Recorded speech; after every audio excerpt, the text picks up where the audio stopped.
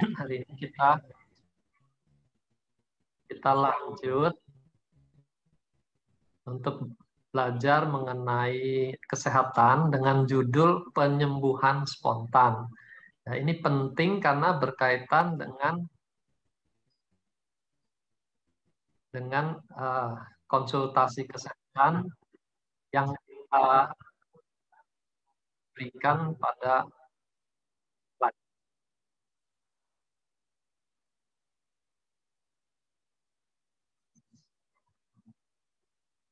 Terlambat ya, Pak? Enggak ya? Halo? Oke, enggak sih dok. Saya dengernya ini dicoba dulu aja dok. Nanti kalau terlambat saya bilangin. Saya info ya dok. Info ya dok. Oke, sekarang kita mulai dengan definisi ya, karena kalau kita definisi berbeda-beda, susah kita berkomunikasi. Nah, jadi pertama definisi mengenai penyembuhan. Kalau kita lihat di Google, artinya proses membuat atau menjadi sehat kembali. Ya. Jadi dari definisi ini, maka bukan hanya orang tertentu yang berhak untuk mengklaim dirinya sebagai penyembuh gitu. Jadi kita bedakan antara penyembuh dan dokter. Ya. Kita berpegang pada definisi penyembuhan.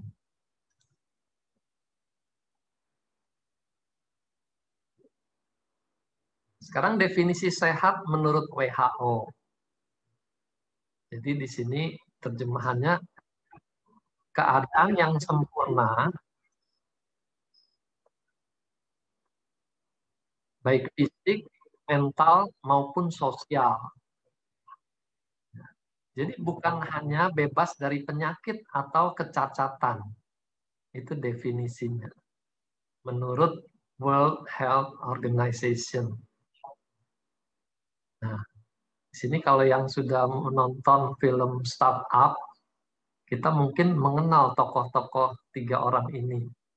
Dan kita kenal mereka masing-masing mempunyai kelemahan ya, secara karakter gitu. Jadi kalau dari segi keadaan yang sempurna itu kita bisa langsung mengatakan kalau begitu tidak ada orang yang sehat sempurna.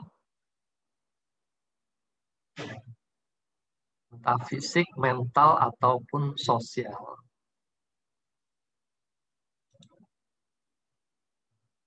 Kalau ditanya definisi sakit gitu ya, ini joke aja. Orang sakit tuh nggak mau pusing-pusing dengan definisi. Ya. Yang penting bagaimana saya bisa sembuh. Saya mau sehat kembali. Ya. Tapi bagaimanapun kita perlu mengenal bagaimana caranya kita sampai jatuh sakit. Kenapa?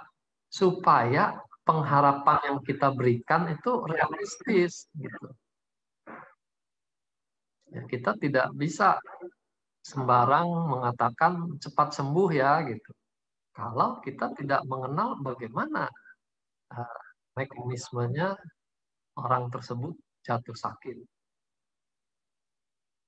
Kalau kita hanya basa-basi mengatakan semoga cepat sembuh, padahal penyakitnya itu kemungkinan besar tidak akan sembuh, maka kan kita memberikan pengharapan palsu, ya. Jadi kita pemberi harapan palsu. Sekali lagi kita perlu mengenal bagaimana orang bisa jatuh sakit. Dengan demikian upaya penyembuhan kita juga terarah pada akar masalahnya, bukan hanya pada gejalanya. Kalau orang mengeluhkan sakit kepala, lalu kita dengan enteng bilang, ya, makan aja obat paracetamol misalnya gitu.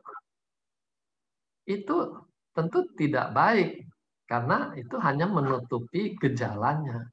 Siapa tahu sakit kepalanya karena ada kanker otak, gitu ya. Jadi upaya penyembuhan harus terarah pada akar masalahnya. Lalu dengan mengenal bagaimana kita jatuh sakit, kita juga jadi lebih bertanggung jawab atas hidup kita sendiri. Ya. Bagaimana gaya hidup kita? Kalau gaya hidup kita sembrono, maka jatuh sakit itu adalah konsekuensi yang pasti muncul cepat atau lambat. Ya. Jadi kalau hanya menunggu sakit lalu kita baru sibuk mencari pengobatan, mencari penyembuhan, itu berarti kita tidak bertanggung jawab atas hidup kita sendiri. Nah, dalam gaya hidup itu termasuk diet sehat. Ini penting karena banyak penyakit juga bermunculan karena diet kita yang berantakan, yang tidak sehat. Lalu dengan mengenal bagaimana kita sakit, kita juga jadi lebih memberi nilai pada upaya pencegahan.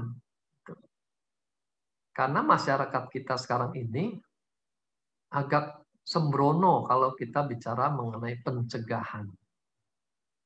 Kita sarankan suplemen untuk mencegah sakit, orang tidak mau beli. Rata-rata orang tunggu sakit dulu baru mencari solusi. Ya.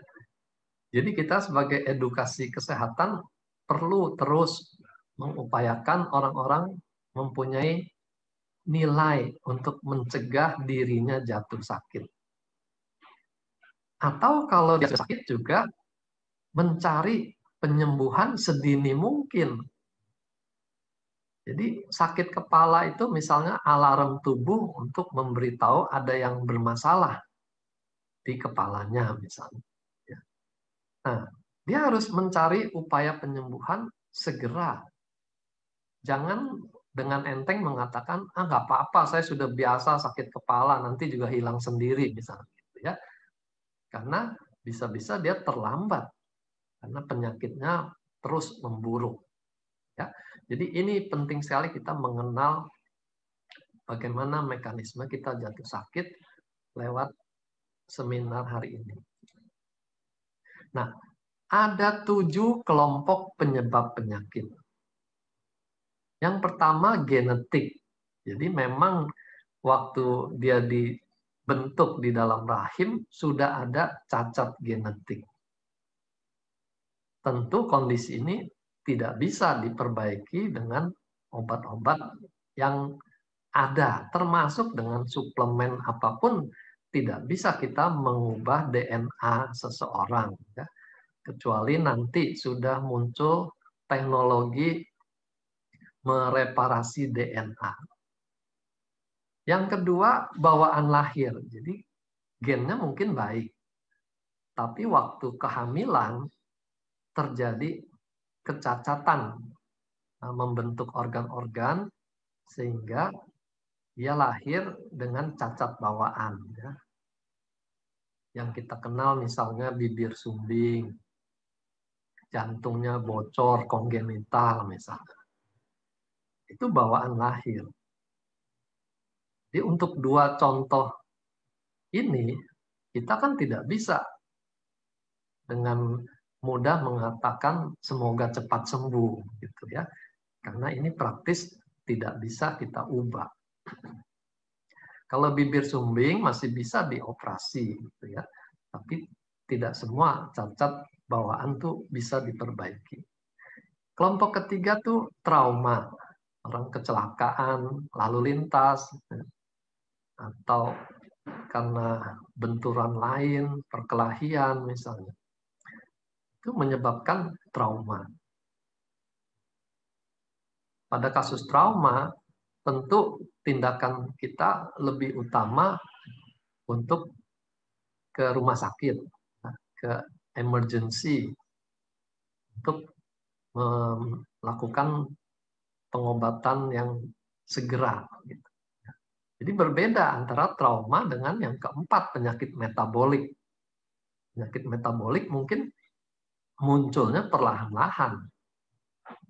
Jadi tidak selalu dia berurusan dengan IGD, itu berbeda dengan trauma. Kalau semua trauma sudah pasti masuk IGD. Tapi kalau penyakit metabolik dia bisa perlahan-lahan dan dia masih bisa berkunjung ke klinik. Ya, dari klinik baru dirujuk untuk opname, ya. Itu kelompok keempat. Kelompok kelima itu kanker. Ini juga masih menjadi momok di dunia kedokteran karena praktis belum ada obat yang sungguh-sungguh manjur ya, membersihkan kanker. Biasanya prestasi bertahan hidup 5 tahun itu sudah dianggap suatu prestasi mengobati kanker. Nah, untuk hal ini juga kita harus realistis. Jangan terlalu gampang menjanjikan, wah ini makan suplemen ini kanker bisa sembuh. Wah, itu terlalu bombastis juga. Karena dunia kedokteran saja belum sampai prestasinya ke situ. Kalau suplemen kita bisa mengobati macam-macam kanker, kita sudah dapat hadiah Nobel kedokteran, gitu ya. Nah, di sini kita sekali lagi perlu realistis. Kelompok keenam itu degeneratif, penyakit yang muncul karena kemunduran sel organ di tubuh kita. Yang kita kenal banyakkan di penyakit saraf, misalnya Parkinson, Alzheimer, gitu ya. Kita semua tahu itu penyakit degeneratif. Nah, di sini juga kita tidak bisa menjanjikan suatu penyembuhan, gitu ya. Minum sekian box bisa pulih lagi. Nah, itu juga namanya PHP nanti. Lalu kelompok ketujuh ini macam-macam yang belum tergolong di 6 kelompok di atas. Ya, termasuk di sini autoimun, epilepsi, psikosomatik. Belum lagi penyakit di negara kita tuh kita masih kenal, wah dia kena santet misalnya gitu. Ya. Nah itu masuk kelompok ketujuh lah, kelompok lain-lain. Nah dengan melihat ada 7 kelompok penyebab penyakit, kita sekarang menyadari tidak gampang untuk menjanjikan suatu kesembuhan. Tergantung dia masuk di kelompok mana.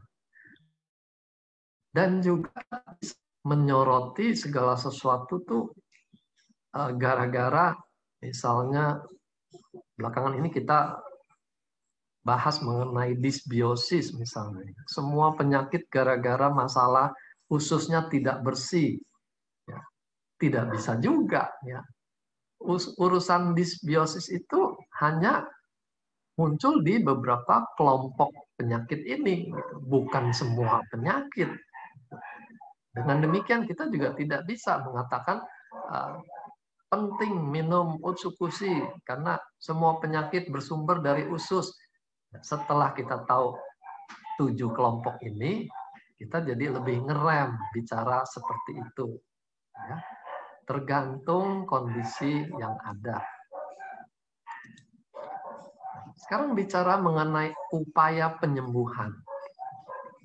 Ada 2 istilah dalam bahasa Inggris ya, yaitu healing dan curing. To heal sama to cure. Kalau healing itu suatu proses yang sudah ada di dalam tubuh kita. Waktu kita dibentuk dalam rahim itu sudah ada kemampuan untuk penyembuhan itu. Ya, itu proses alamiah yang built-in. Ya, kita sudah dapatkan waktu kita lahir.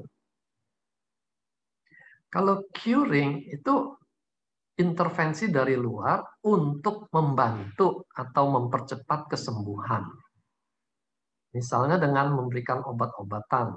Kalau infeksi dikasih antibiotik, itu upaya membantu tubuh mempercepat mengatasi kuman yang masuk. Gitu. Ya. Atau pada tindakan emergensi di gawat darurat atau di kamar bedah misalnya. Nah, di situ kalau ada luka, kita jahit itu termasuk tindakan supaya lukanya cepat tersambung, cepat pulih. Kalau kita biarkan, mungkin lukanya masih bisa sambung juga, tapi perlu waktu lebih lama dan kemungkinan pulihnya tidak sempurna. Ya, nah, di sini kita sudah bisa lihat perbedaannya. Kalau kita mengandalkan apa yang sudah ada dalam tubuh kita, itu berarti kita bicara mengenai penyembuhan. Nah, nanti kita lihat pada orang-orang yang kencing manis, kemampuan penyembuhan ini terganggu. Makanya lukanya tidak bisa sembuh.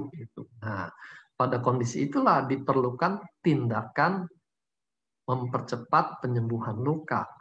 Di situ curing jadi masuk. Bagaimana luka diabetesnya harus dibersihkan, jangan infeksi, jaringan yang rusak itu mesti digunting. Nah, itu semua upaya cure.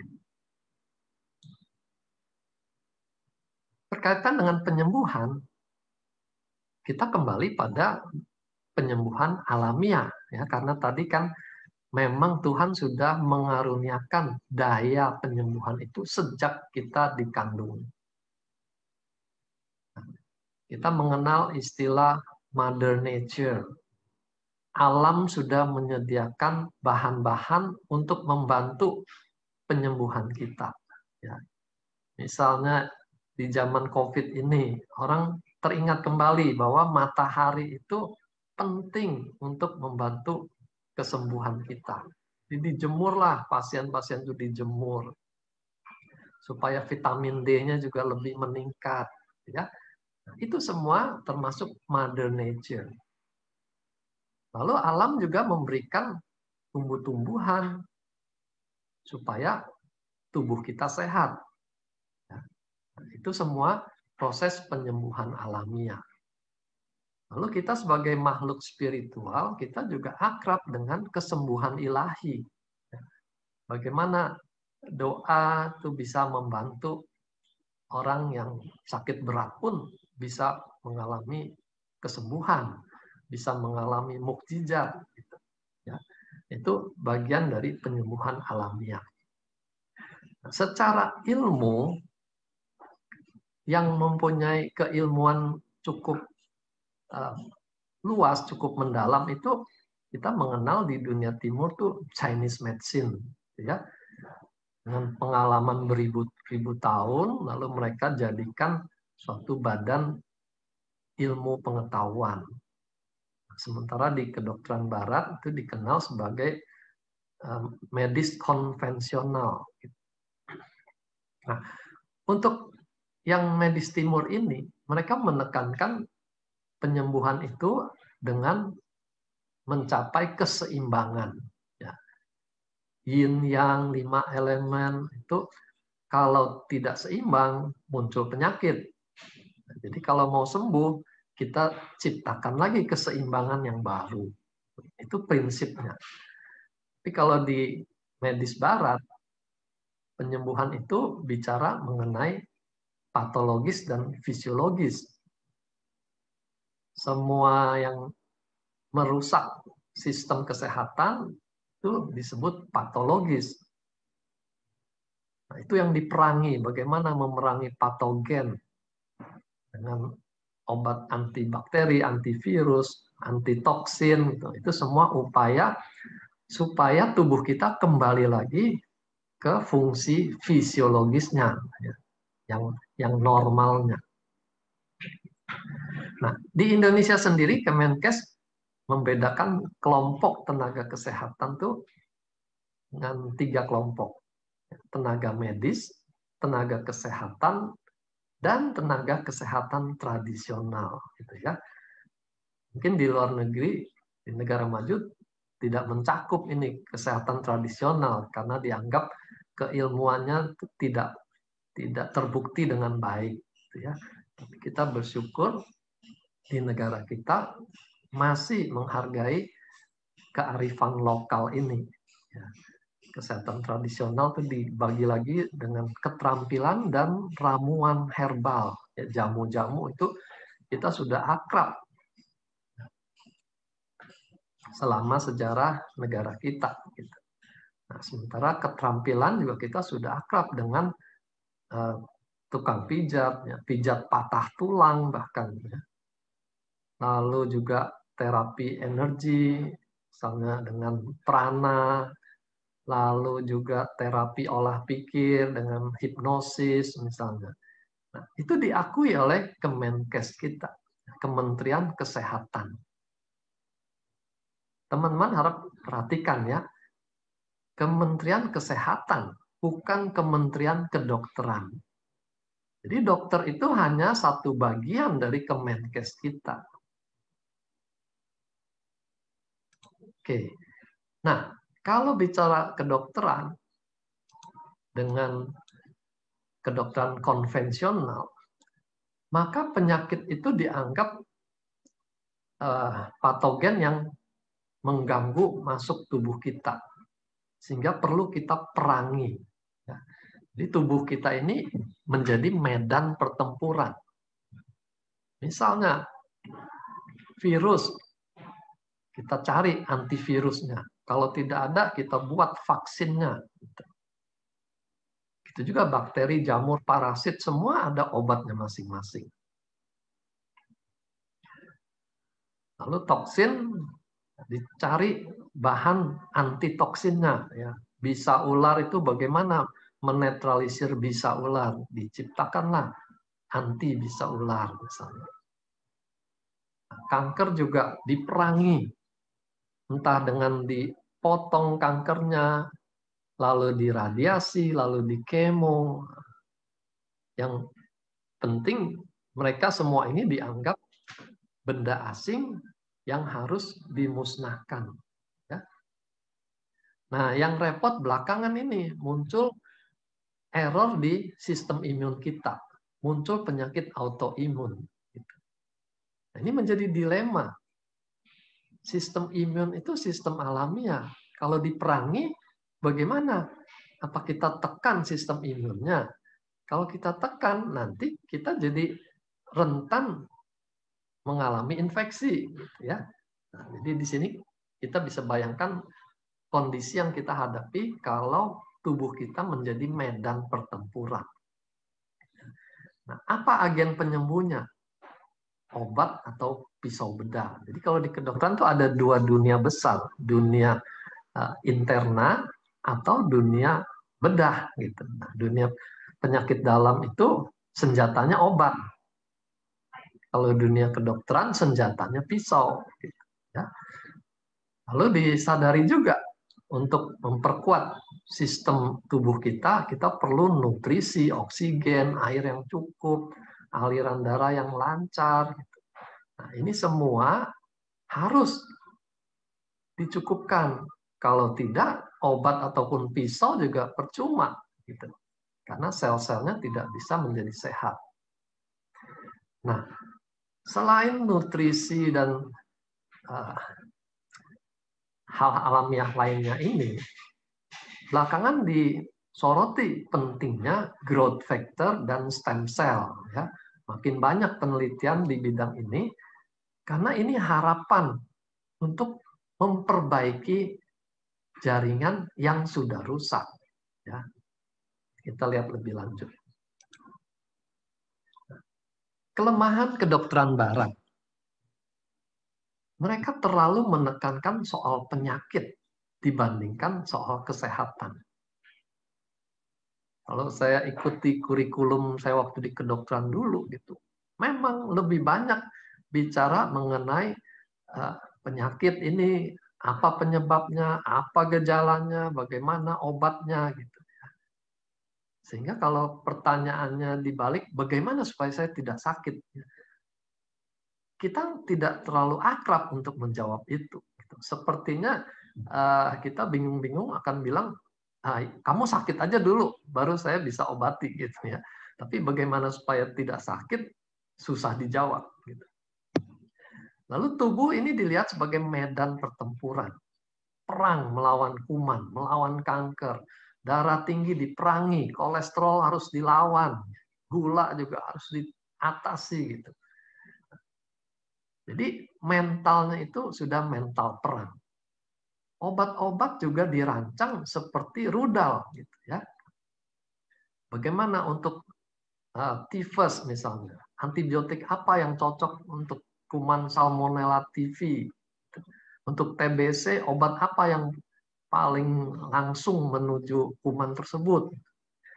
Makin spesifik, makin hebat obat itu. Itu di dunia kedokteran. Jadi persislah seperti rudal.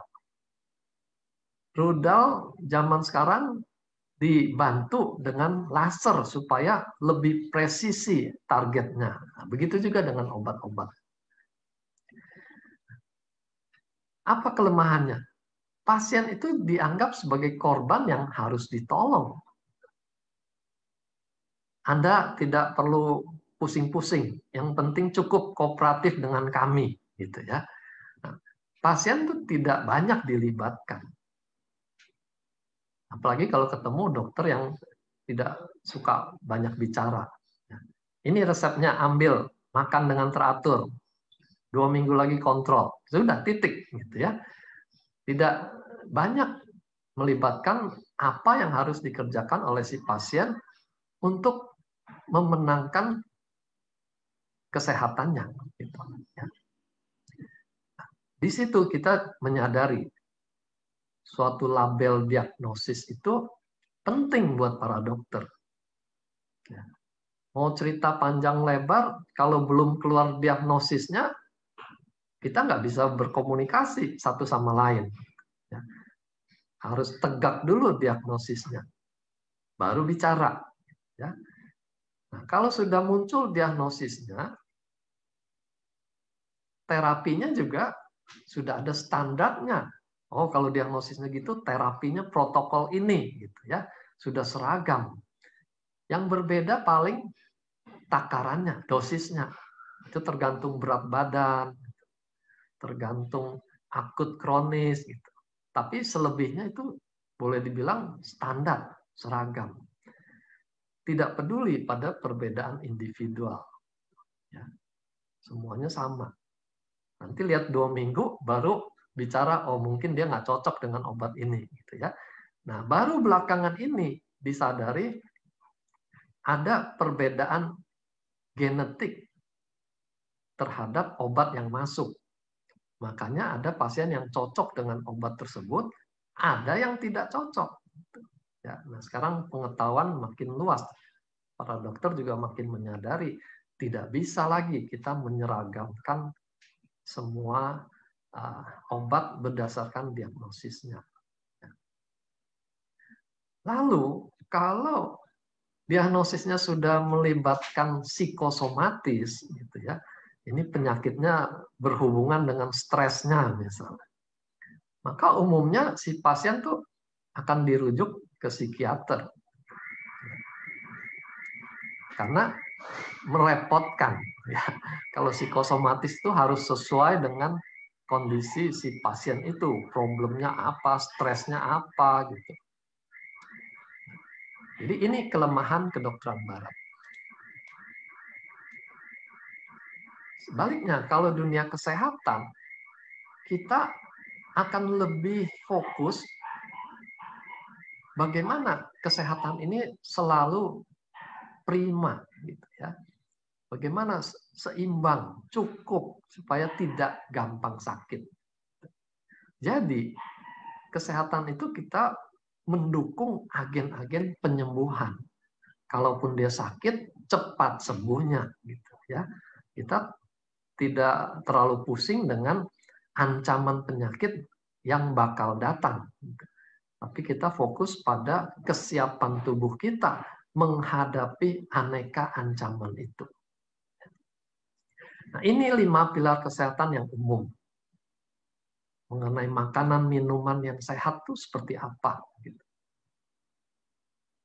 Yang sederhana misalnya air, ya, air putih. Belakangan air putih digantikan dengan berbagai jenis minuman. Kita bosan kalau minum air putih terus.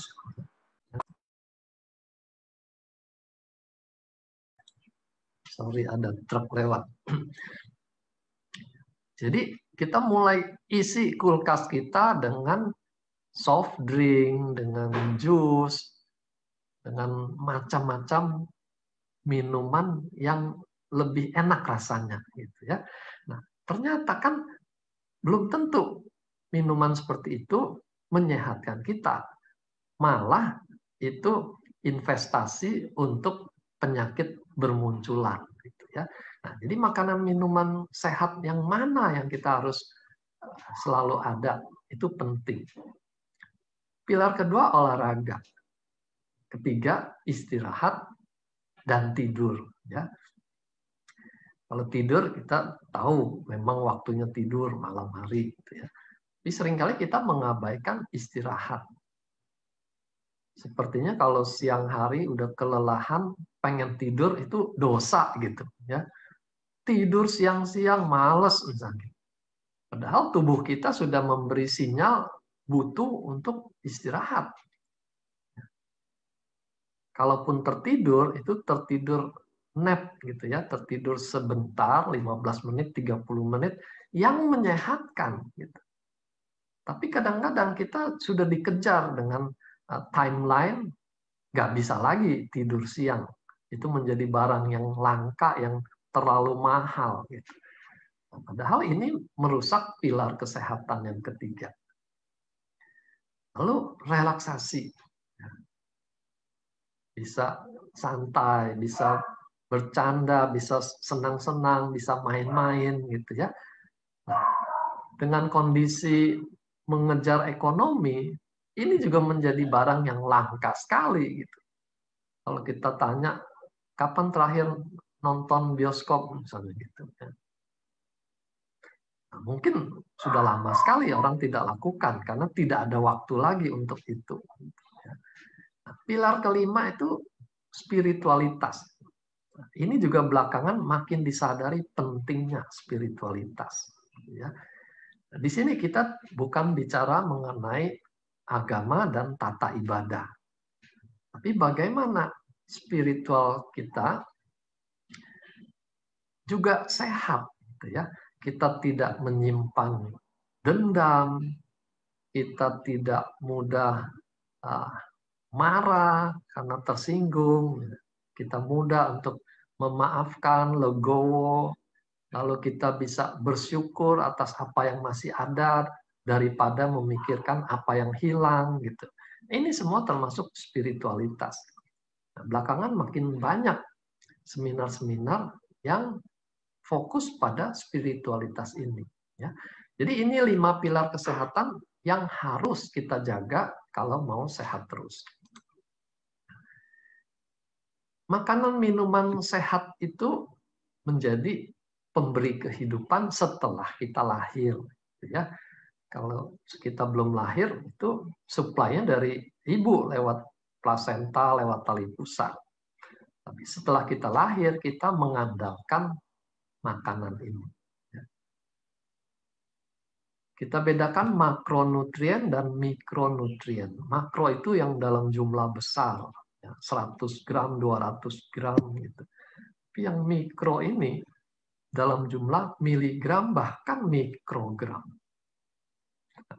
Makanan alamiah dari Mother Nature itu, kita tahu semua, yang tumbuh dari alam. Buah, sayur, kacang, biji-bijian, polong-polongan, lalu ikan, hewan yang diternak, karena sekarang kan susah mencari hewan yang berburu gitu. Lalu air putih dan juga jus buah, ya.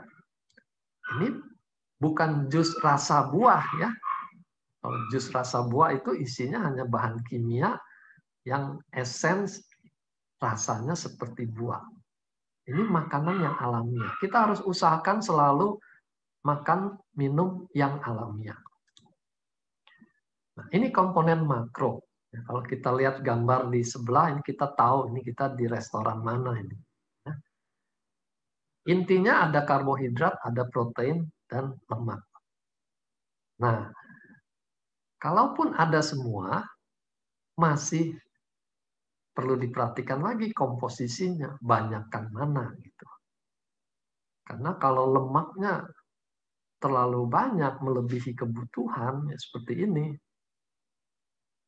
gulai gitu, sayang kuahnya dihabiskan gitu ya, ya tentu jadi berlebihan lemak yang masuk. Saya punya family, dia senang masakan Padang. Suatu waktu temannya minta dia untuk beli asuransi. Gitu. Lalu persyaratan asuransi dia harus check up. Di situ ketahuan triglyceridnya tuh mencapai ribuan. Bukan ratusan lagi, ribuan. Tapi dia melarang keras temannya ini kasih tahu keluarganya. Awas, jangan kasih tahu keluarga saya. Nanti saya nggak boleh makan masakan Padang lagi. Akibatnya apa? Suatu malam dia ke toilet dan tidak kembali lagi sejak itu. Nah, jadi di situ kita perlu hati-hati juga menjaga keseimbangan makanan kita. Jangan sampai ada yang berlebihan. Nah, ini komponen mikro. Vitamin itu hanya miligram. Vitamin, mineral, elektrolit, antioksidan, enzim hanya ada di makanan yang belum dimasak. Kalau dia kena air panas, digodok gitu, enzim akan rusak. Jadi makan buah-buahan ini salah satu sumber enzim yang terbesar. Kalau sayur-sayuran sebagian besar sudah dimasak. Kita perlu enzim. Lalu prebiotik. Prebiotik itu sayur dan buah-buahan yang akan menjadi makanan bagi kuman-kuman normal di dalam usus kita. Jadi dia memberi makan kuman usus kita sehingga populasinya cukup gitu ya. Nah, kalau probiotik itu kita dengan sengaja memasukkan kuman yang mestinya ada di dalam tubuh kita masukkan, kita telan, kita minum ya. Nah, Utsukushi salah satu contohnya kita memasukkan probiotik ke dalam tubuh kita. Serat itu juga penting. Serat membersihkan usus, menyikat usus sehingga resiko kita kanker usus berkurang. Lalu belakangan disoroti pentingnya pH darah tuh alkalin. Karena kalau pH darahnya asam, banyak penyakit metabolik tuh bermunculan. Nah, ternyata sayur dan buah itu bisa membantu pH darah lebih alkalin. Maka kita kenal minum pagi itu air rendaman dari buah. Gitu. Ya. Entah itu lemon atau buah yang lain, itu tujuannya dia mau mendapatkan pH alkalin. Nah, di sini kita menyadari ternyata walaupun buahnya rasanya asam, setelah dicerna tubuh kita justru akan menghasilkan pH yang alkalin. Jadi tidak selalu alkalin itu rasanya keset atau basa gitu ya. Bisa saja rasanya asam, tapi di dalam tubuh dia dirubah menjadi alkalin. Nah, ini tahapan proses penyembuhan kalau terjadi sesuatu ya. Misalnya ini kita tertusuk duri misalnya. Reaksi pertama tubuh kita dengan segera akan membentuk pertahanan berupa peradangan. Kalau infeksi juga begitu, radang. Radang ditandai dengan panas, kemerahan, dan nyeri. Gitu ya. Itu ciri-cirinya. Nah, berkaitan dengan demam, ternyata kita juga seringkali berlebihan menghadapi ketakutan terhadap demam ini. Penelitian menunjukkan demam itu bagian awal dari tubuh kita untuk mengaktifkan sel-sel darah putih lebih banyak bergerak menuju area yang sakit. Ya. Di tempat yang sakit pun kalau kita raba, dia akan lebih panas dari jaringan sekitarnya. Ya, itu memang sistem alamiahnya begitu. Gitu. Jadi kalau kita panas sedikit langsung cari paracetamol misalnya, kita justru mengganggu proses penyembuhan alamiah ini. Sel-sel kita jadi tidak segesit yang semestinya. Gitu. Nah, kemerahan itu juga tanda aliran darah lebih banyak ke situ. Pembuluh darah bermekaran supaya aliran darah lebih banyak, leukosit lebih banyak masuk ke area yang sedang sakit itu. Ya. Jadi di sini tidak selalu kalau merah cepat-cepat kompres es gitu ya, belum tentu benar. Nah, di sini perlunya kita punya pengetahuan ini sehingga kita lebih arif, lebih bijaksana. Kapan kita perlu kompres, kapan kita tidak perlu kompres. Nyeri juga itu suatu alarm tubuh supaya bagian yang sakit itu diistirahatkan. Nah, kalau ada orang sedang rematik, asam uratnya naik dan terjadi peradangan, gitu ya, merah, sakit, gitu. Lalu dia cepat-cepat makan obat supaya nggak sakit, itu kemungkinan justru mengganggu sistem penyembuhan. Karena sakitnya berkurang, orang itu jadi berani jalan ke sana, jalan kemari. Padahal sendinya sedang bermasalah. Akibatnya justru muncul kerusakan yang lebih parah lagi di sendi itu. Gitu ya. Nah, di situ pentingnya kita jangan cepat-cepat mematikan rasa nyeri ini. Tuhan kasih rasa nyeri itu seperti alarm, menandakan ada sesuatu yang salah dengan tubuh kita. Dengan segera memakan obat anti nyeri, kita sama saja dengan segera mematikan alarm. Padahal mestinya kita mencari tahu kenapa alarmnya bunyi. Di mana masalahnya. Dan itu yang mesti diobati, bukan nyerinya. Ya. Nah, ini celakanya kita kalau terlalu memanjakan diri kita. Nggak boleh ada sakit sedikit pun cepat-cepat telan obat nyeri. Bukan hanya mengganggu penyembuhan, tapi malah kita mempercepat kerusakan ginjal dan liver kita. Ya. Lalu regenerasi. Regenerasi itu artinya pertumbuhan sel baru yang sama. Ya, kalau di gambar yang kanan ini, kerusakan di jaringan kulit akan diganti oleh kulit.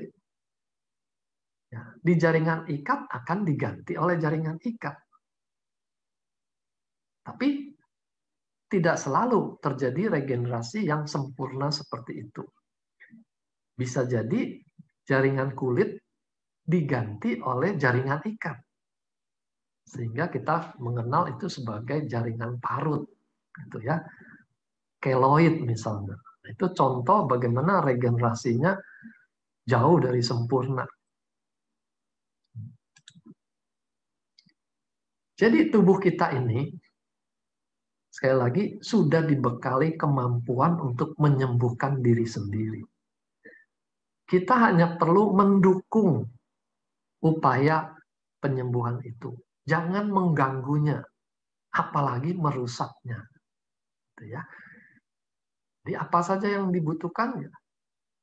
Nutrisi, oksigen, aliran darah. Lalu belakangan tadi ya terapi energi, orang-orang menyadari bahwa energi itu juga bagian penting gitu ya. Kalau di akupunktur ini bidangnya bagaimana menaikkan energi, bagaimana mengarahkan energi ke suatu area tertentu misalnya. Lalu terapi prana juga mengandalkan energi ini. Yang kelima ini daya regenerasi. Bagaimana sebisa mungkin jaringan yang menggantikan itu sesuai dengan aslinya. Ya. Nah, di sini perlu growth factor dan stem cell. Nah, ada keterbatasan dalam daya penyembuhan ini. Contoh gambar di kanan atas ini ya, ini mengenai jaringan ikat. Kolagen yang normal di kanan bawahnya kita lihat ini mulus gitu. Sementara kolagen yang disorganized ya, yang tidak seperti aslinya lagi, dia menjadi terpelintir-pelintir, kusut. Nah, ini kalau yang bisa massage itu, dia bisa rasakan tuh. Ini kok ototnya nggak mulus nih, ada benjol-benjol misalnya gitu. Ya. Nah, ini limitasi daya penyembuhan kita. Jadi kalau kerusakan jauh melebihi kapasitas daya sembuh, dia tidak bisa lagi, tidak terkejar. Atau ada kekurangan faktor penunjang untuk penyembuhan. Seperti tadi kita sudah bahas apa saja yang diperlukan. Ya. Misalnya nutrisinya kurang. Sakit makannya hanya bubur. Ya orang sakit ya makannya bubur. Tapi kalau bubur terus ya kan akan kekurangan nutrisinya.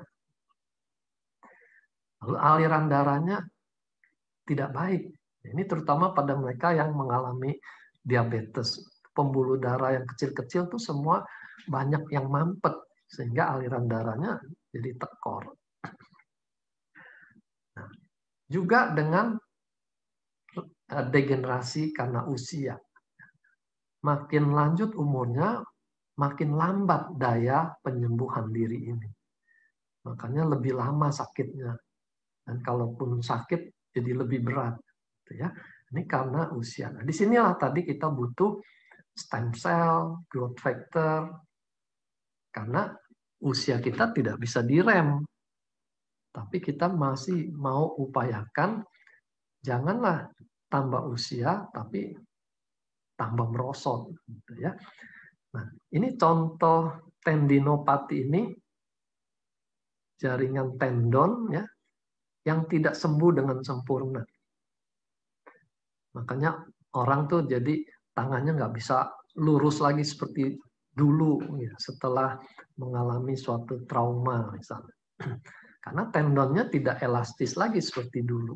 Ini contoh-contoh keterbatasan tubuh kita menyembuhkan dirinya. Ya. Nah, jadi di sini kita sudah bisa jawab pertanyaan dari member itu, misalnya, saya sakit ini sudah 2 tahun diobati, sekarang saya coba konsumsi Subarasi, Ucukusi, sudah 2 bulan, sudah habis sekian box, kok tidak ada kemajuan. Misalnya. Dalam hati saya, dengan obat standar aja 2 tahun tidak ada kemajuan, kok bagaimana dia bisa memarahi suplemen yang baru dikonsumsinya 2 bulan. Ya. Nah, itu kan sudah jelas menunjukkan kapasitas penyembuhan dirinya sudah tidak bisa kejar lagi kerusakan yang ada. Hati-hati yang menawarkan produk, jangan janjikan sesuatu yang tidak masuk akal begitu. Jadi selalu tanya sakitnya udah berapa lama, sudah diobati apa. Kalau udah bertahun-tahun tidak ada kemajuan, hati-hatilah bicaranya supaya jangan jadi PHP. Nah, ini pertanyaan yang sering juga. Saya sakit ini, apakah bisa sembuh? Gitu ya. Jawabannya tergantung gantungan. Gitu ya. Berapa berat sakitnya, berapa lama sakitnya, komplikasi yang ada, berapa usianya, bagaimana gaya hidupnya. Gitu. Itu semua mempengaruhi. Itu kita sebut variabel. Variabel yang menentukan kesembuhan seseorang. Jadi tidak bisa kita mengandalkan testimoni orang itu sebulan makan 1 box sembuh misalnya. Nggak bisa. Variabelnya berbeda, bagaimana kita bisa menyeragamkan? PHP lagi kita. Ya. Nah, ini yang contoh overclaim. Kalau kita sampai berani bilang bisa, pasti bisa. Ya. Stem cell bisa gantikan semua sel yang rusak. Jadi pasti bisa sembuh. Ya. Apalagi kalau sudah langsung dipaketkan. Makanya ini perlu langsung paket diamond. Jangan, ya. Jangan lakukan ini. Ini overclaim. Nah, kita harus selalu ingat penyembuhan itu holistik. Seluruh aspek harus diperhatikan. Bukan hanya tubuhnya. Ya, nutrisi, aliran darah itu kita bicara tubuh. Tapi kita juga harus mulai pertimbangkan aspek kejiwaannya, pikirannya, perasaannya, dan kemauannya. Kalau kita konsumsi sesuatu, pikiran kita ragu, ini benar nih, bisa nih, itu mempengaruhi. Apalagi kalau konsumsinya dipaksa. Dia nggak mau tapi dipaksa. Ada penolakan, ada ketakutan. Jadi yang konsultasi sering nanya, klien saya tawarkan ini tapi dia takut untuk konsumsi. Nah, kalau takut bagaimana mau dipaksakan? Itu malah bikin suatu stres baru, gitu ya. Jadi perlu dia ada kemauan dari dirinya sendiri. Lalu manusia ada aspek spiritualnya. Jadi kita harus perhatikan. Mungkin dia sakit karena urusan spiritualnya, ya. Misalnya orang kanker liver itu ada dikaitkan dengan dia tidak mau mengampuni orang lain, misalnya. Itu ada pemikiran faktor itu yang menyebabkan muncul kanker di livernya, misalnya. Nah, jadi di sini penting kita memperhatikan hal-hal itu juga. Belum lagi manusia itu makhluk sosial. Kalau dia stres hidupnya karena urusan sosial, urusan ekonomi, urusan budaya, ini juga harus diperhatikan. Nggak bisa kita hanya mengandalkan pokoknya minum aja suplemen ini semua beres. Nggak bisa. Selalu perhatikan manusia seutuhnya. Di dunia kedokteran sekarang ini justru muncul cabang ilmu baru yang namanya psikoneuroimunologi. Mereka menemukan dengan mengolah pikiran itu kita bisa memperkuat daya tahan. Saya pernah baca satu penelitian, orang-orang yang kanker dimasukkan dalam program ini, lalu mereka diajari untuk bermeditasi, membayangkan kankernya itu seperti pohon, lalu sel darah putih itu semua datang membawa kapak-kapak kecil. Mereka memotong-motong sel kanker itu sedikit demi sedikit setiap hari. Jadi meditasi ini dilakukan setiap hari dengan metode seperti ini. Dan mereka dapatkan kankernya mengecil. Gitu ya. Nah, dari situlah cabang psikoneuroimunologi ini dikembangkan. Kita sehari-hari juga sebenarnya sudah praktekkan. Bagaimana orang harus berpikiran positif, harus dikuatkan, harus dikasih pengharapan, ya. Dengan catatan jangan PHP, ya, pengharapan yang realistis. Lalu bagaimana perasaan senang itu dampaknya bagus buat sistem imun, buat kesehatan misalnya. Juga orang yang berkemauan keras, saya mau sembuh. Tentu berbeda dengan mereka, saya bisa sembuh nggak ya? Gitu. Itu sudah beda. Saya baca buku mengenai cancer survival. Rata-rata mereka yang memberikan kesaksian itu mempunyai suatu pegangan harapan yang harus dicapai. Misalnya dia harus sembuh karena anaknya mengandalkan dia. Tidak ada lagi saudara lain yang bisa mengurus anaknya. Nah, ternyata mereka lebih berpotensi untuk sembuh. Gitu ya. Nah, ini kemauan keras penting. Juga ada pasien HIV/AIDS gitu. Kalau menurut taksiran hidup, dia hanya bisa berapa bulan misalnya. Tapi dia berkeputusan, saya tidak boleh mati, saya harus tunggu anak saya lulus kuliah. Gitu. Dan terjadi. Sampai anaknya lulus kuliah, bertahun-tahun, baru dia berpulang. Gitu ya. Jadi sini pentingnya kemauan keras. Lalu berpengharapan. Dia punya suatu gambaran bahwa dia bisa menjadi lebih baik. Ini penting, semua ini ternyata penting. Nah, ini contoh sebaliknya, kalimat yang mematahkan semangat. Wah, sakit Anda udah parah, Anda terlambat datangnya. Gitu ya. Dengan melihat semua ini, Anda nggak bakalan sembuh lah. Percuma cari dokter kemanapun, Anda nggak bakalan sembuh. Apalagi kalau sudah ditetapkan, ya kalau dari statistik usia Anda hanya 3 bulan lagi, misalnya gitu. Percuma makan macam-macam suplemen yang aneh-aneh, itu hanya buang duit aja, gitu ya. Lalu kalau pasiennya memiliki pandangan yang berbeda, mungkin dipatahkan juga. Anda tahu apa? Kan saya yang jadi dokternya, saya yang sekolah capek-capek. Ini contoh-contoh kalimat yang mematahkan semangat. Nah, pasien kalau sudah baca-baca Google lalu berargumen dengan dokternya, saya baca di situ ada obat lain misalnya. Nah, dokter yang suka mematahkan semangat bisa aja ngomong seperti ini. Sana obati saja sendiri, konsultasi sama Mbah Google sana gitu ya. Nah, ini contoh-contoh menutup saluran penyembuhan diri. Karena sudah dipatahkan semua pengharapan. Lalu kita ingat suatu pepatah klasik. Ora et labora. Berdoa dan bekerja. Berupaya dan berdoa. Nah, upaya itu bisa dengan obat, suplemen, atau metode penyembuhan lainnya.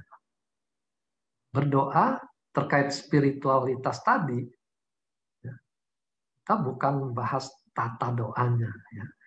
Tapi bagaimana dalam doa itu kita mengikhlaskan apa yang terjadi. Tidak menjadi marah.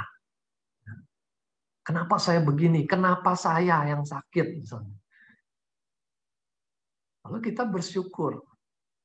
Walaupun sakit, carilah hal-hal yang masih bisa disyukuri. Ya. Kalau stroke sisi kiri misalnya, untung bukan yang kanan. Kalau yang kanan saya nggak bisa ngomong misalnya ya. Itu contoh kita masih bisa bersyukur atas apa yang masih ada. Lalu berserah. Kita berupaya keras, tapi kita serahkan hasilnya. Kalau memang Tuhan izinkan kesembuhan, saya terima kasih. Kalaupun tidak apa Tuhan. Saya belajar menjalani hidup dengan apa yang masih ada. Nah, itu harus dilakukan juga. Lalu ada gium yang kedua, hati yang gembira adalah obat. Nah, jadi penting sekali menjaga hari-hari kita dengan kegembiraan. Nah, penyakit kita bukan hanya tidak bisa menikmati kegembiraan, tapi kita sendiri justru suka menimbulkan kesulitan hidup, kesusahan sendiri, dengan menyakiti pasangan kita, menyakiti anak-anak kita, misalnya.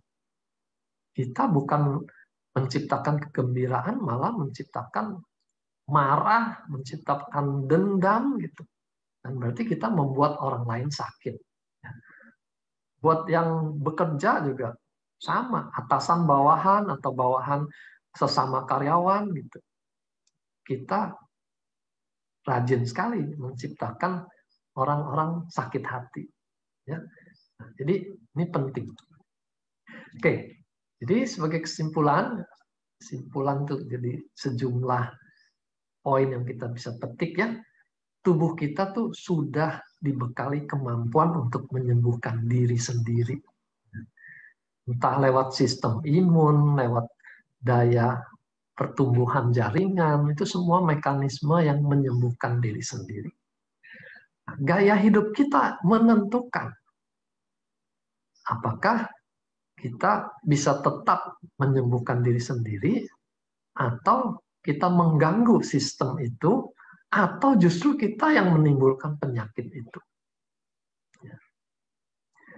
Dengan demikian kita bertanggung jawab atas tubuh kita sendiri. Kalau sudah sakit mau marah-marah, marah-marahlah pada diri sendiri dulu gitu ya. Kenapa saya tidak menjaga kesehatan saya dengan baik? Lalu kalau gangguan itu melebihi kapasitas penyembuhan, ya kita harus siap menerima bahwa penyembuhannya tidak bisa lagi sempurna. Dan kita memerlukan bantuan. Ya. Nah, di sini kita perlu realistis, ya, ora et labora. Jangan hanya mengandalkan berdoa saja, gitu. Tuhan pasti tolong.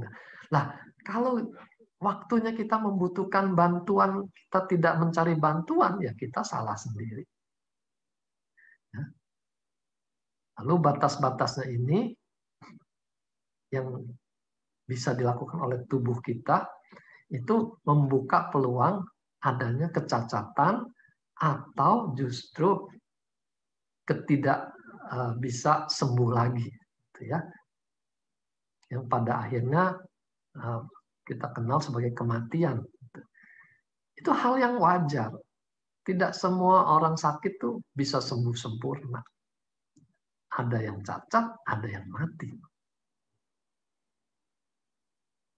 Oke.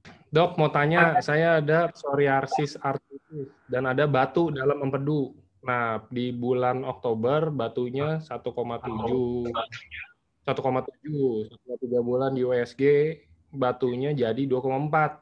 Nah, saya udah minum Subarasi dari bulan November, tapi kok batunya malah membesar. Apa karena nggak cocok dengan Subarasi? Atau mungkin ada hal lainnya gitu loh dok yang dia mau tanyain. Oke. Jadi produk suplemen ini dia membantu tuh fungsional secara fungsi organ-organ ya, bukan untuk struktural. Nah, batu itu termasuk struktur. Jadi kita tidak mengenal fungsi dari suplemen ini sebagai penghancur batu. Gitu. Kalau herbal mungkin ada herbal yang menghancurkan batu, gitu ya. Kita kenal beberapa nama. Tapi itu pun belum tentu terjadi pada semua kasus. Umumnya itu batu saluran kemih, ginjal. Ya. Kalau batu empedu praktis belum ada yang memang berkhasiat tuh menghancurkan batu empedu. Nah, kalau dia sudah lebih dari 2 cm, 20 mili, itu biasanya tidak disarankan lagi dengan metode-metode alamiah. Karena kalaupun batunya keluar, itu akan nyangkut dan sakit sekali. Jadi batasnya tuh 2 cm, dia masih bisa keluar spontan. Tapi kalau sudah lebih dan banyak, mungkin pertimbangkan untuk operasi. Karena batu empedu itu bisa membuat empedunya mengalami peradangan kronis. Dan peradangan kronis itu bisa suatu waktu berubah menjadi kanker. Gitu, ya.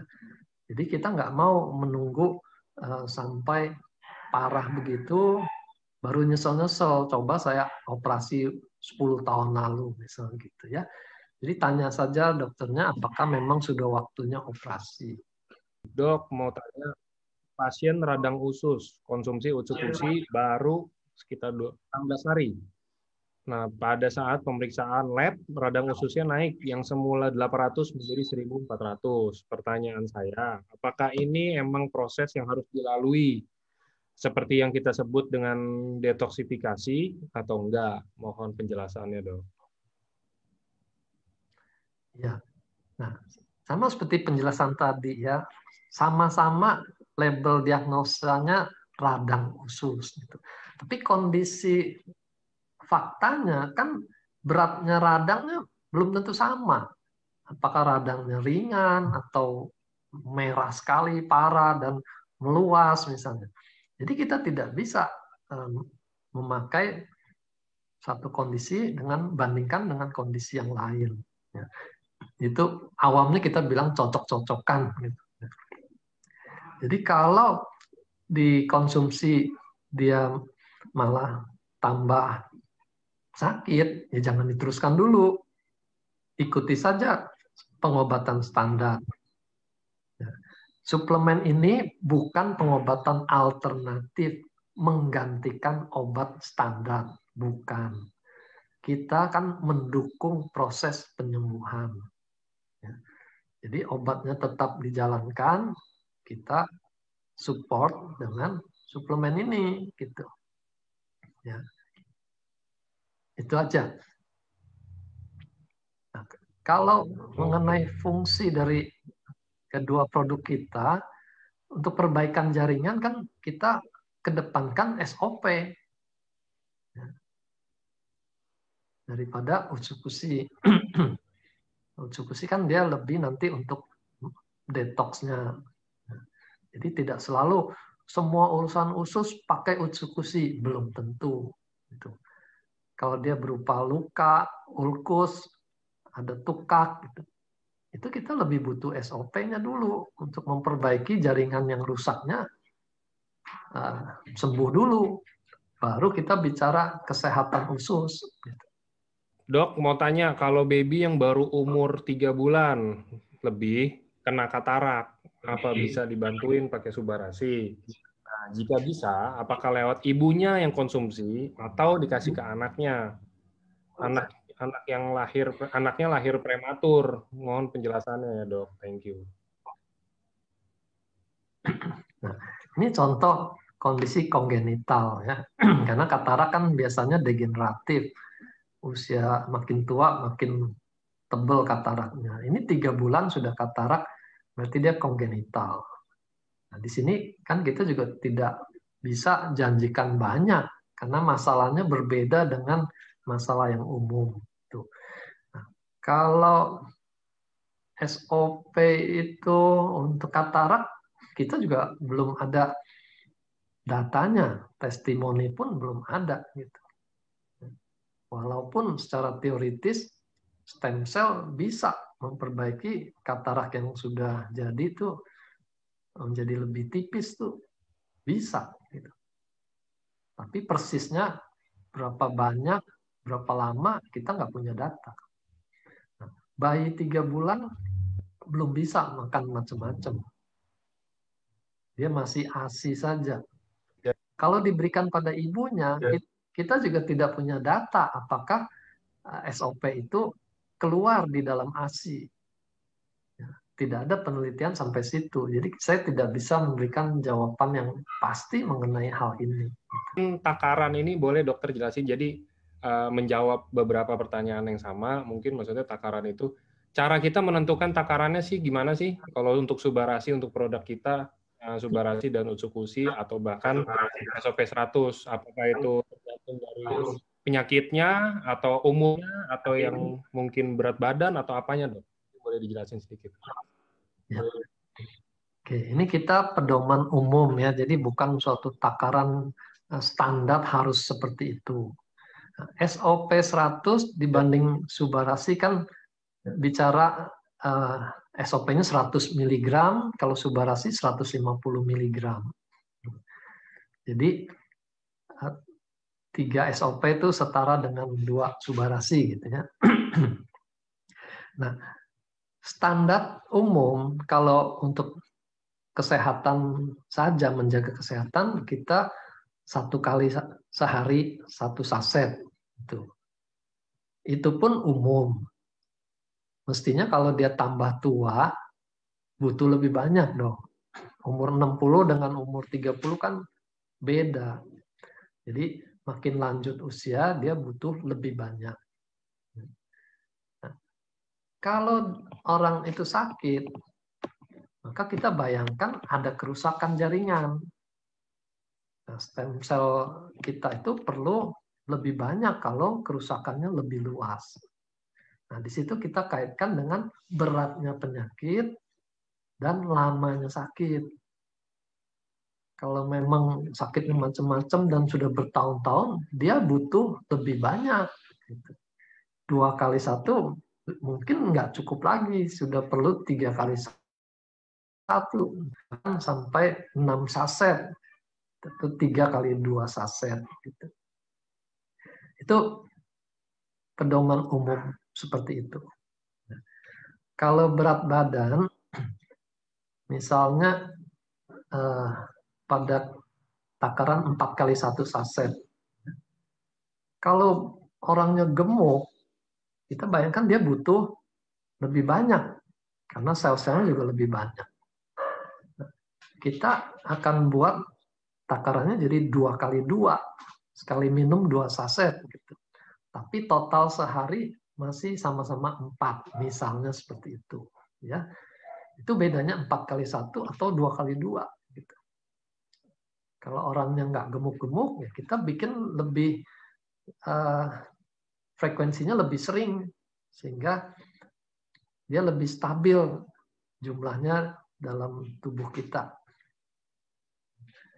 Kalau orangnya memang gemuk sekali, kita naikkan jadi 3 kali 2. Gitu. Jadi semua itu sangat relatif. Kita yang perlu menilai dengan bijaksana, dia butuhnya berapa. Gitu ya. Jadi jangan tanya diagnosis ini butuh berapa. Kita tidak bermain di diagnosis. Kita bukan obat. Ya. Kita mensuplai kebutuhan untuk kesehatan dia. Nah, itu tadi variabelnya. Jumlah kerusakan sama usia. Itu variabel besarnya di situ. Tanya, Dok, ginjal bocor, anak usia 13 tahun, udah konsumsi SOP hampir setengah tahun. Di bulan ketiga, hasil lab protein urin membaik. Nah, yang saya heran, hasil lab untuk leukosit kok masih tinggi. Itu, Dok. Leukosit di urin atau di darah?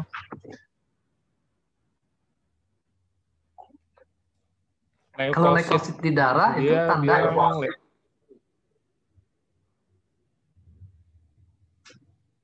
kalau leukosit di darah itu kan tanda ada infeksi. Kalau leukosit di urin mungkin karena kebocorannya masih berlangsung. Kecuali leukosit urinnya juga tinggi sekali, itu ada infeksi juga. Kalau ada infeksi, ya ikuti standar pengobatan infeksi. Dan kalau dari suplemen, Utsukushi kita akan membantu untuk melawan infeksi, gitu. Karena dia meningkatkan sistem imun. Kembali ada pertanyaan pasien gagal ginjal nih sudah konsumsi 12 box gitu ya. Ya sekali lagi kita jangan hitung jumlah boxnya karena itu belum menggambarkan berapa takaran seharinya. Kalau 12 box sehari minum 1 saset kan tidak mencukupi walaupun dia 12 box gitu.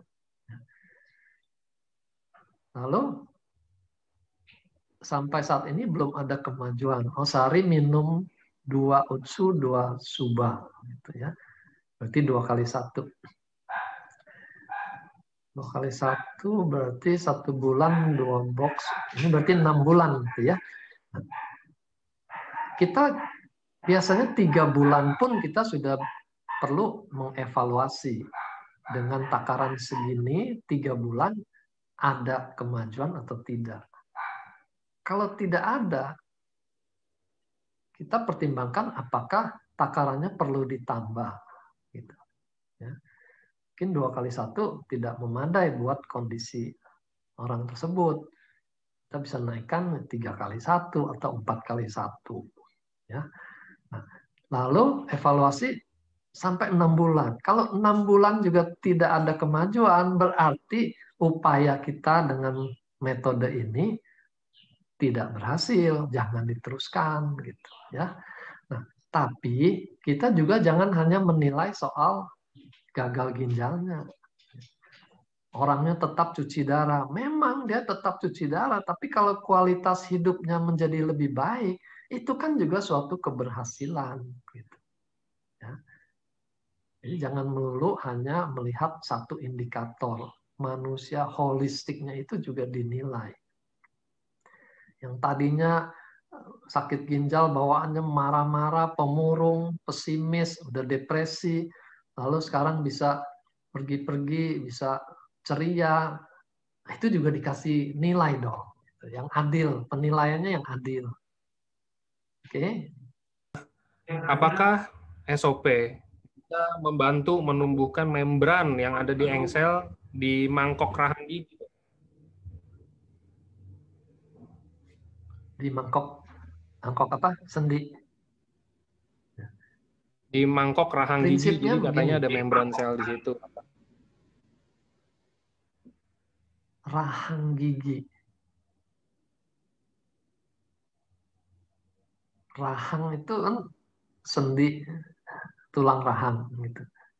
Atau di giginya nih, saya kurang Mungkin membran paham. Tapi intinya begini. di Intinya stem cell itu akan pergi ke jaringan yang sedang rusak secara aktif. Gitu. Ya, misalnya orang serangan jantung atau orang yang patah tulang, yang ototnya robek, itu kerusakan aktif. Stem cell akan pergi dalam jumlah yang lebih banyak ke situ, gitu. Karena memang tugasnya untuk mereparasi. Tapi kalau penyakitnya itu sudah berhenti, tidak aktif lagi, walaupun kita bisa menstimulasi keluarnya stem cell, maka stem cell itu tidak pergi ke jaringan yang sudah tidak aktif lagi gitu. Jadi belum tentu dia akan meregenerasi di sana. Ya. Di situ kita perlu sadari betul. Makanya penyakit yang baru, yang sedang berlangsung, itu peluangnya lebih besar daripada mereka yang sakitnya sudah permanen, sudah menetap. Gitu. Walaupun sama-sama stem cell. Nah, kista ovari ya, kista sama batu itu sama, itu struktural. Nah, kita tidak bisa bikin target seperti rudal menuju kistanya pecah lalu urusan beres, nggak bisa. Kita hanya bisa memperbaiki sel, harap-harap sel itu juga fungsinya lebih baik sehingga cairan yang terkurung di dalam kista itu bisa diserap gitu ya. Itu mekanisme alamiahnya begitu, kistanya tuh karena cairan nggak diserap dengan baik. Tapi kita nggak bisa pastikan ini akan mengecil. Ya. Belum ada penelitian untuk hal yang spesifik seperti itu. Dok, pengapuran kira-kira yang cocok itu untuk pengapuran ya? Subarasi atau utsukushi, dan apakah bisa berhasil untuk pengapuran otak dan penyumbatan pembuluh darah di otak? Sama, pengapuran itu juga suatu yang struktur. Jadi kita bayangkan saja kalau bahan ini bisa melarutkan kapur, bagaimana kita bisa jamin kapur di dalam tulang, di dalam gigi juga tidak larut. Misalnya. Jadi memang tugas suplemen bukan seperti itu. Bahkan obat pun juga tidak bekerja seperti itu. Menghancurkan kapur, menghancurkan batu gitu. Karena itu struktural. Kita tidak bisa. Kalau melancarkan darah, kita bisa pengaruh karena fisiologinya dia darahnya lebih lebih lancar, ada antiagregasi trombositnya, lalu juga untuk kelenturan pembuluh darah dia bisa pengaruhi sehingga darahnya lebih lancar. Tapi kalau dia sudah terbentuk kapuran di pembuluh darah juga tidak bisa. Itu yang diukur dengan CT scan untuk pembuluh darah jantung. Skornya berapa, kalsium skornya. Ya. Makin tinggi kalsium skornya itu menunjukkan kalsium itu makin membatu di sana. Gitu. Makin pekat, kalsiumnya makin tidak bisa larut lagi. Kalau masih muda, mungkin tubuh kita masih ada mekanisme untuk menyeimbangkan itu. Tapi kalau sudah kapuran betul, nggak bisa.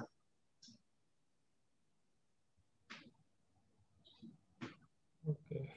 Dok, ini balik ke pertanyaan yang tadi, yang rahang gigi. Dia tanya bantalan sendi maksudnya, Dok. Jadi yang tadi itu bukan rahang gigi. Jadi bantalan sendi di rahang kayak ya dalam posisinya nggak di dalam mangkok, kayaknya ada apa gitu, mangkok engsel. Bentar saya baca lagi. Membran engsel. Nah, nih.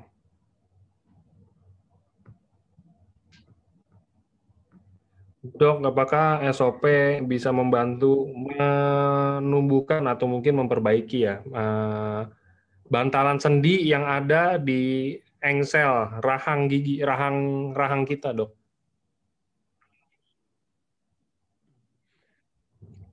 Ya. Jadi masih nggak beda jauh dengan jawaban tadi ya. Kita stem cell memang bisa untuk jaringan yang sedang terganggu. Jadi kalau bantalan sendinya memang sedang aktif terganggu, kita punya peluang stem cell juga akan ke sana. Gitu. Dan tugasnya dia menggantikan jaringan yang rusak dengan jaringan yang sama. Jadi bantalan sendinya diganti dengan jaringan bantalan sendi. Gitu. Mengurangi kecacatan yang bisa timbul kalau stem cell-nya tidak mencukupi. Di peluang itu terbuka. Nah, disitulah kita memberikan pengharapan. Ya. Tapi yang realistis, sakitnya masih baru, pengharapannya lebih besar. Kita coba 3 bulan, lihat ada kemajuan enggak. Ya. Perlu dinaikkan atau tidak. Tapi kalau 6 bulan dia tidak ada kemajuan, kita mesti mengakui ini tidak bisa. Gitu. Ya. Jangan cari kambing hitam lagi. Kamu ngerokok sih, jangan nggak bisa sembuh. Dari awal aja ngomong. Ada satu mengenai stroke sudah 1 tahun. Kalau penyumbatan yang sudah terjadi, kita tidak bisa buka lagi, gitu ya. Nah, otak tuh masih bisa maju itu lewat jaringan sehat di sekitarnya yang mengambil alih jaringan otak yang sempat mati itu. Ya. Jadi bukan jaringan otak matinya tumbuh lagi, tapi jaringan otak di sekitarnya mengambil alih fungsinya. Suplemen kita membantu untuk jaringan yang setengah mati menjadi sehat lagi itu bisa. Tapi kalau yang sudah infark, sudah mati, kita nggak janji untuk tumbuhkan otak yang baru. Jadi ya, intinya kita sekarang kita cooling down dulu ya. Walaupun kita tahu produk kita bagus, bermanfaat, tapi karena di luar sana banyak yang sensi, kita nggak usah promosi dulu gitu. Jadi kita tenangkan saja dulu sampai kehebohan berlalu. Ada beberapa yang boleh. menyampaikan mengenai efek samping gitu ya.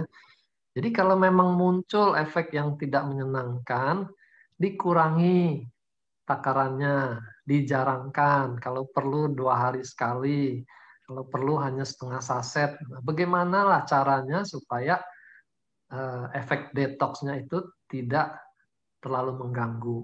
Ya. Masih bisa diteruskan, hanya kita bicara diencerkan.